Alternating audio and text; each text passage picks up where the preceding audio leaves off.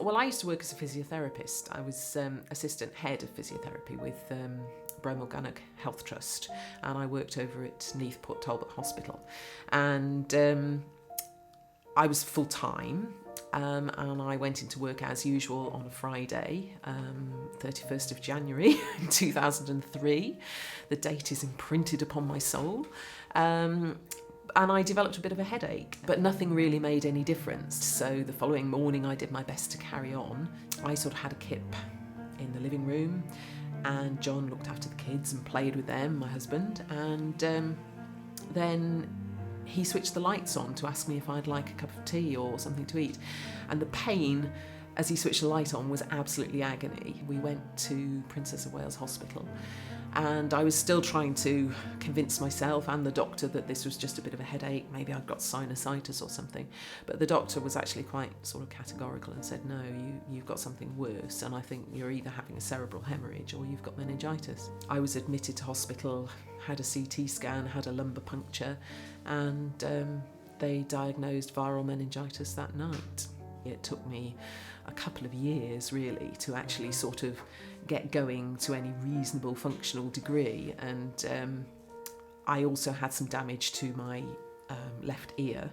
There are still those days where I find it very hard to actually get up and get going. I have to plan things. If I know that I'm going to expend a lot of energy one day doing something, then I have to make sure that the following day I haven't got much on, because I know that I'll be really absurdly tired still. In my case, although the effects are now less severe than they were, they're still there, and I just have to work around them really. Had I actually seen a doctor earlier and the treatment had been started earlier, it may not have been as severe as it actually was. I don't think I really appreciated the fact that there were two types, that there was the bacterial form and the viral form. So I was very ill and really nothing much registered, but I think when I left hospital, I expected that give it a few weeks and I would feel a lot better and I'd be back at work, and I was then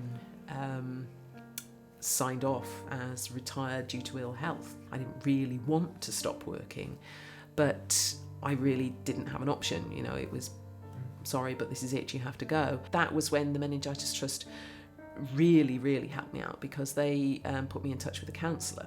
She enabled me really to see that I hadn't failed at anything, I hadn't done anything wrong, therefore I wasn't guilty of anything, and that actually I had to move on. My husband has obviously been affected. He's had to support me emotionally and physically. He's also, on top of all that, had to be the sole wage earner. We simply couldn't do the things that most families could do. And I think the children themselves actually, and in particular perhaps our eldest son, Hugh, it scared him. And he frequently talked about the fact that, you know, you're not going to die, are you, mummy?